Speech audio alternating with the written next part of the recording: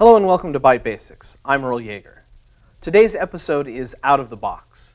On today's episode, we're going to be looking at those software programs that come right with Windows right out of the box.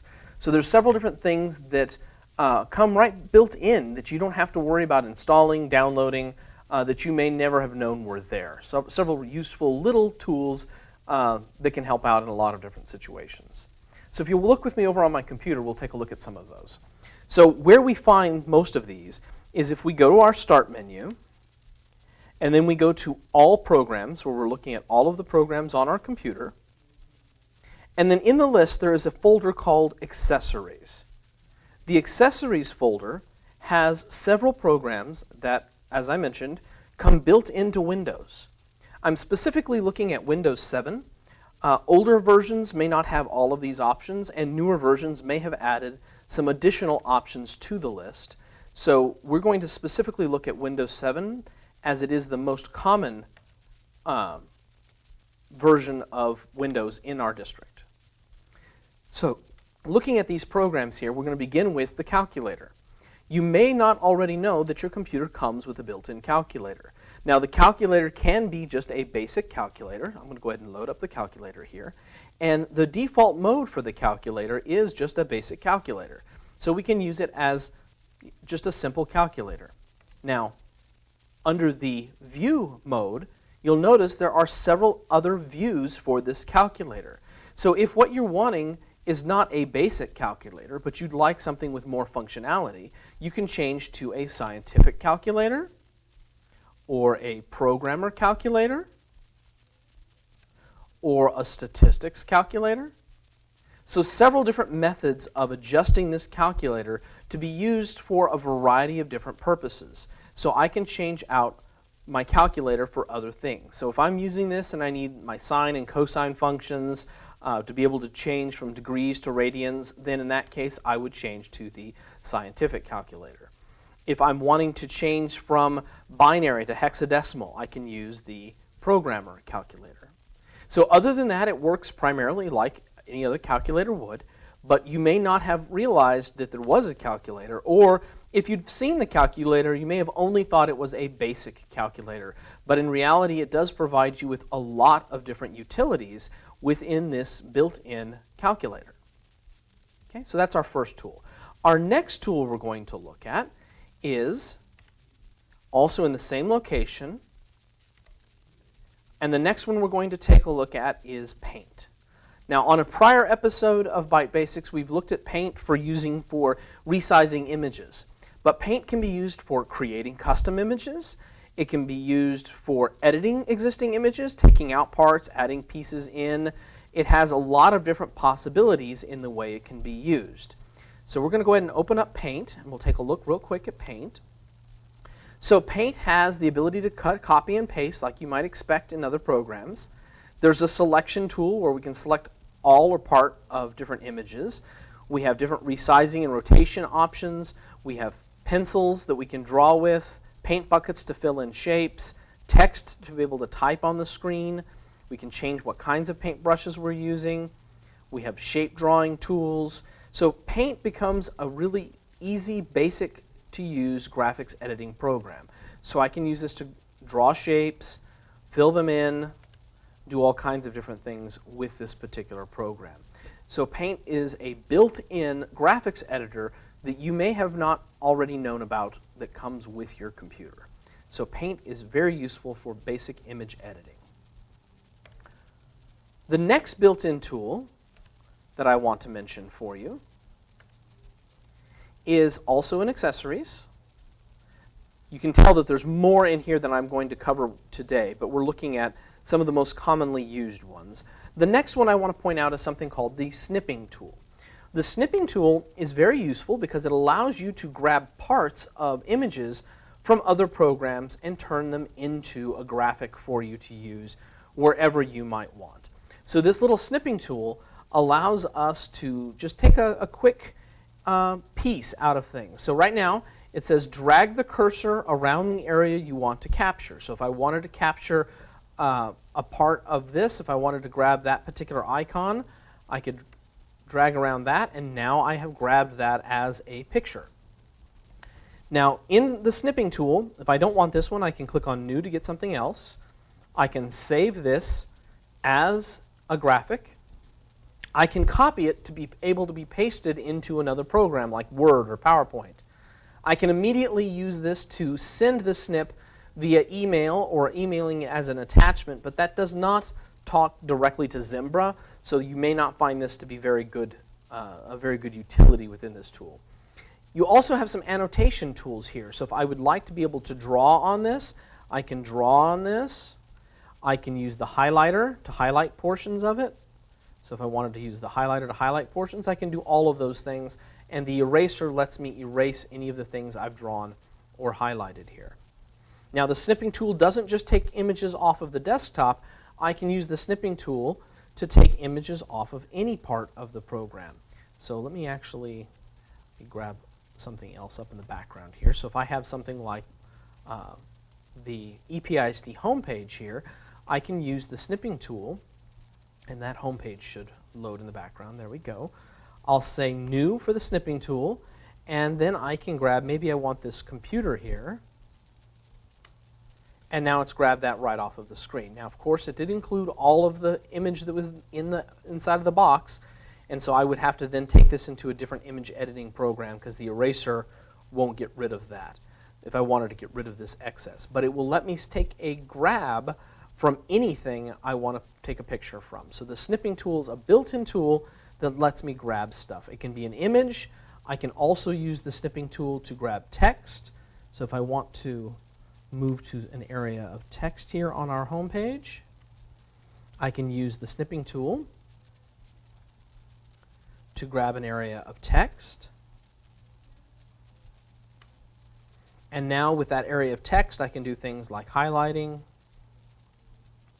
I can use the pen to underline or draw a box around. So I can use this in a variety of different ways with the snipping tool. So the snipping tool is a pretty useful program. And then I can either save this as a picture or copy it and put it into a Word document, paste it into a Word document, anything like that. Okay, so that's the snipping tool. Another built-in tool, and I'm not going to save that, another built-in tool that we have, again, I'm going to All Programs and Accessories, is something called the sound recorder. Sometimes it would be useful to be able to grab your voice, just an audio recording of something going on in the classroom. Maybe you want students to say their names and you want to collect that for an assignment. Maybe you want some kind of an audio voiceover you're going to be using. The sound recorder lets you do any of those kinds of things. I open up Sound Recorder, and it's a very simple, basic layout. You can see this little green volume meter moving back and forth with my voice as I talk. There's a couple of different extra options here for help. I can go and get help here. And the only button really is Start Recording. So it's really basic. You just go in here, hit Start Recording, and it begins recording your voice. So as it goes, and it's going to take a moment here. Now it's recording. Everything I say, everything I'm doing on the computer gets recorded until I hit the Stop Recording button. So it's not actually recording any motion or anything, but everything I say, all of the audio is getting recorded. And once I'm done, I hit Stop Recording. And it's going to ask me to give the file a name and where I want to save it. So as soon as that little dialog box pops up, I can give the file a name, give it a location, and then save it wherever I want. Now when I hit Stop Recording, it does give me the option to resume recording. So if I'm not actually finished, if I'm just needing to kind of pause, take a breath, whatever, I can do that and then hit Resume Recording. But I'm going to go ahead and call this done. So I'm going to save this to my desktop. And I'm just going to call it Sample so that we can see how this works.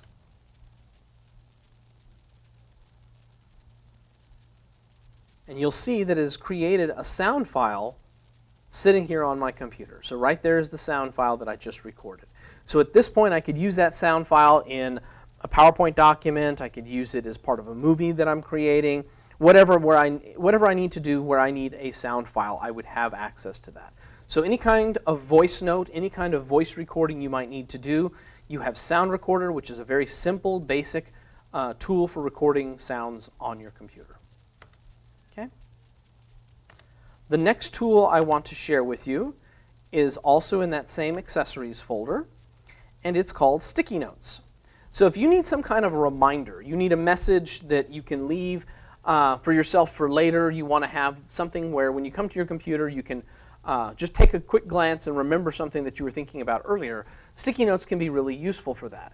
So what it does, if we want to look over here, is when I open up Sticky Notes, it's going to pop up a little sticky note right on my screen. And that sticky note stays on the desktop.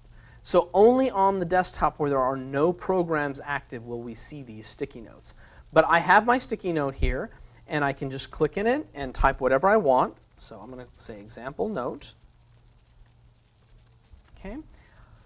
With this example note, I can click anywhere in the what would normally be kind of the area with glue, the top part of a sticky note, and move it to any point on the screen. So if it's, if I don't want it to cover things, I can move it out of the way, but I can stick the note wherever I want. If I need more than one note, I can click on the little plus sign and get a second note. If I need to have them color-coded for some reason, I can right-click on any note, and I have color options. So I can change my notes to different colors if I wish to do so. So I can have my notes color-coded, whatever I'd like them to be. If you put a lot of information on a note, it can expand larger. I can also manually make notes bigger or smaller if I need. This is the smallest a note can be, so I'm going to make this the smallest it can be. So you can see it's not really big, but it's still maybe bigger than you might want. It won't be just the size of the word note 2 here, so you can't go too small. But I can create multiple different notes, and it will let me I can cover my screen in them. Now, when I say it stays only on the desktop, any programs you open, like the web browser, go in front of that. They don't stay on top of everything. They only show up on your desktop. But it is kind of a built-in way of leaving yourself notes, leaving yourself information to remember later. When I'm done with the note, I click on the little X on the other side. It will ask me, are you sure you want to delete it? When you say yes, you cannot get it back. So make sure if you're deleting it, you really do intend to delete it. And now that note is gone. If I needed a new note or need to type the note again, I'd hit the plus button to do so one more time. When I close the last note, the whole Sticky Notes program also exits. And so at that point, I would have to go to Start, Accessories, and reopen Sticky Notes if I wanted to add new notes. But Sticky Notes is built in to allow you to leave notes for yourself on your computer. The last program I'm going to share with you is a built-in word processor. Even without installing Microsoft Office, you do have a very basic word processor that comes with Windows. It's called WordPad. So if you go again with me to Start and then go to Accessories, what we're going to find is WordPad. So in the Accessories folder, WordPad is, like I say, a very basic kind of stripped down version of Word. It doesn't have all of the formatting options that you might want to find in something like Word, so you can't put in graphics very easily. You can't add in, as far as like drawn graphics and things like that. It does have the basic font tools. It does have some basic options here, but it's not nearly as full-featured as Word. But if you don't have Word, or if your students don't have Word, you always have access to WordPad. So in WordPad, I still can change my fonts. So I have different font styles, so I can go through all of the fonts that are available on my computer here. So right now it's got Calibri. I could switch it to Times New Roman, Comic Sans, any of those different fonts that I want. I have font size, so I can change the font size on my computer. You can do bold, italics, underline, just like you might do in Microsoft Word. So you have those options. You also can do a bulleted list, numbered list. It does have those kinds of options in here as well. You can do some basic inserting of pictures, but you have to do a paint drawing if you want any specific kinds of drawings other than just a picture file that you already have. So you have some basic options. You can't put a background image in. It won't build tables like Word does. It doesn't do a lot of those kinds of things. But if you just need to type a letter and print it out, this will work just fine. So you do have this built-in word processor. And when you go to save your file, the format that it saves in is something called a rich text document, which is openable by just about any word processor out there. So the nice thing is this has a lot of interoperability. It will work with just about any other word processor that students might have. So if this is what was used to create the document, they can open it anywhere else. Now, that does not mean that WordPad can open programs from any other program. It just means that something originally created on WordPad can be opened anywhere else.